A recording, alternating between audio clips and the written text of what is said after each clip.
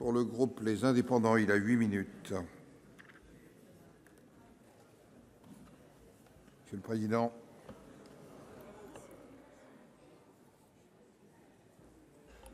Monsieur le Président, Monsieur le Premier ministre, Mesdames et Messieurs les ministres, mes chers collègues, la France est le plus révolutionnaire des pays conservateurs. Et la crise politique et sociale qui nous guette depuis 30 ans est arrivée.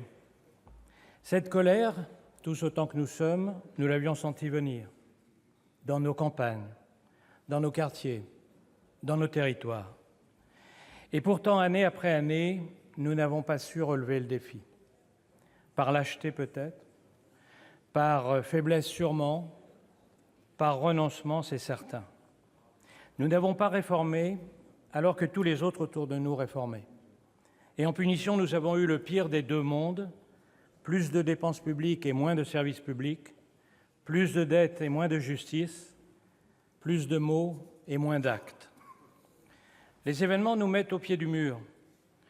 Est-ce que nous allons sortir de cette crise, comme de tant d'autres auparavant, avec un rafistolage qui ne changera rien, ou est-ce que nous allons enfin profiter de cet électrochoc pour poser enfin et résoudre le sujet essentiel soigneusement mis de côté depuis des années ? Est-ce que nous allons continuer la politique du chien crevé au fil de l'eau, de toujours plus de taxes et toujours plus de dépenses ? Ou est-ce que nous allons enfin parvenir, dans notre pays recordman du monde de la fiscalité, à faire ce que plusieurs de nos voisins ont réussi, l'optimisation et la rénovation profonde de la dépense publique et des services publics, seul moyen de parvenir à la baisse des impôts, donc à la hausse du pouvoir d'achat réclamée aujourd'hui. Ce défi, vous êtes pour la hausse des impôts ? Ce défi concerne le gouvernement comme le Parlement. Le gouvernement tout d'abord. Cette grande consultation que vous annoncez, Monsieur le Premier ministre, vous devez vous assurer qu'elle sera suivie d'effets. Si ce Grenelle de la fiscalité et de la transition écologique devait déboucher sur l'application de la formule de Queuille, la politique, ce n'est pas de résoudre les problèmes, c'est de faire taire ceux qui les posent.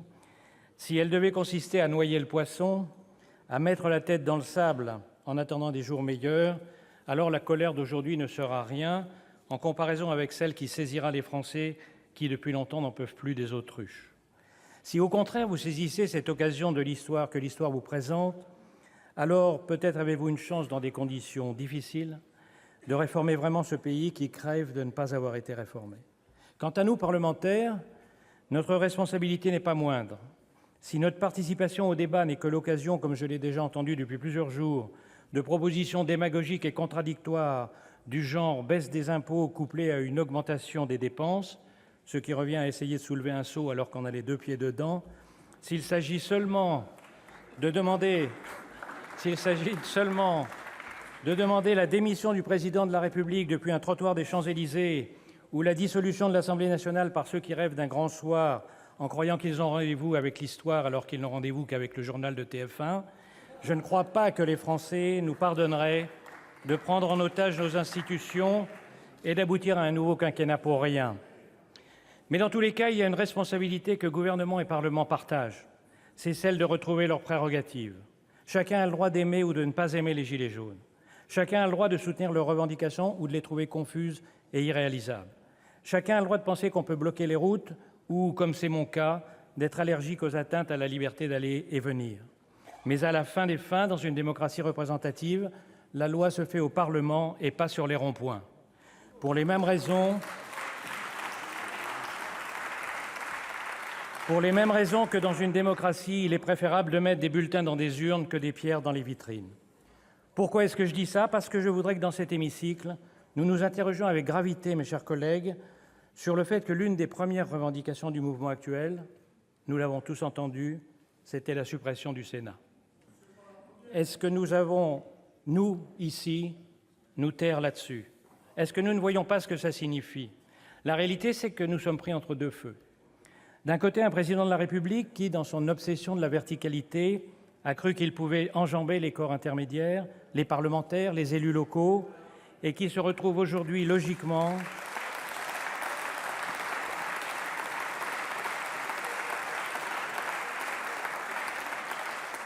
et qui se retrouve aujourd'hui logiquement ayant fait le vide de ses interlocuteurs institutionnels en confrontation directe avec une base radicalisée. De l'autre côté, un mouvement qui pense que, sans aucune organisation et grâce à Facebook, on peut se passer de la représentation nationale, voire demander sa disparition. Ce que nous savons, nous, c'est qu'un pays ne peut se diriger par les réseaux sociaux, que chaque jour un peu plus, ces réseaux sociaux sont envahis de fake news et de bullshit, que chaque jour un peu plus, leur devise semble être « je hais, donc je suis ». Ce que nous savons, c'est qu'une situation dans laquelle une base radicalisée s'oppose sans aucun intermédiaire au gouvernement et au président, au point qu'un de ses leaders n'a pas hésité hier à appeler à envahir l'Élysée samedi prochain, qu'une telle situation ne peut se terminer que de deux manières, soit l'insurrection, soit en cas de pourrissement, la dispersion d'un mouvement et l'oubli de ses objectifs, dont il ne resterait pas plus que ce qui reste d'un moineau ayant traversé un ventilateur. S'il y a une chose que nous devons rappeler aujourd'hui ici dans cet hémicycle, que nous devons rappeler au président de la République comme aux Gilets jaunes, c'est que la dernière chose dont la France a besoin, c'est l'affaiblissement du Sénat et plus généralement de tous les corps que l'on appelle à tort intermédiaires et que l'on ferait mieux d'appeler indispensables, car ils constituent la colonne vertébrale du pays. Il me reste un dernier sujet à évoquer, celui des violences, car la crainte de ce qui pourrait se passer samedi prochain est en train de devenir la préoccupation majeure. Ces violences ne sont pas seulement graves en elles-mêmes, elles sont graves par leurs conséquences sur ceux que les casseurs prétendent défendre, ceux qui travaillent dans les commerces ou les entreprises détruites et qui ont les mêmes problèmes de fin de mois que les autres. Elles sont graves pour l'image de la France à l'étranger, qui est, une fois encore, en train de plonger. Elles sont graves, enfin, par le lieu choisi. L'Arc de Triomphe, comme l'Assemblée, le Sénat, la Concorde, ce sont les lieux emblématiques de l'histoire de France. Ce sont les symboles de la mère patrie. Taguer l'Arc de Triomphe, casser ses bas-reliefs, dévaster son intérieur, c'est comme donner une gifle à sa mère. Ceux qui sont capables de faire ça, et je ne les confonds pas bien sûr avec l'ensemble des Gilets jaunes, ne sont pas seulement des casseurs, ils ne dégradent pas seulement un monument, ils dégradent notre identité nationale. C'est la raison pour laquelle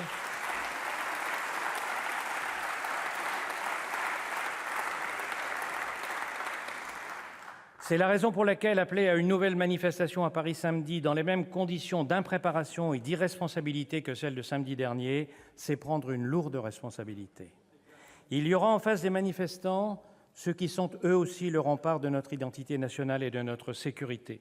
Les forces de l'ordre, dont je voudrais à mon tour saluer, après le Premier ministre, saluer le courage dans des circonstances particulièrement difficiles, alors même qu'elles sont depuis 3 ans constamment sur la brèche dans la lutte contre le terrorisme. Mes chers collègues, dans ce moment crucial, je souhaite que nous puissions faire preuve du même courage. D'abord, le courage des mots, le courage de dire la vérité aux Français, la vérité sur l'état de nos finances publiques, sur nos choix de société et sur l'avenir de la planète. Ensuite, le courage des actes, celui de prendre les décisions difficiles dont le pays et les Français ont besoin. C'est notre mission aujourd'hui. Je vous remercie. Merci, Monsieur le Président.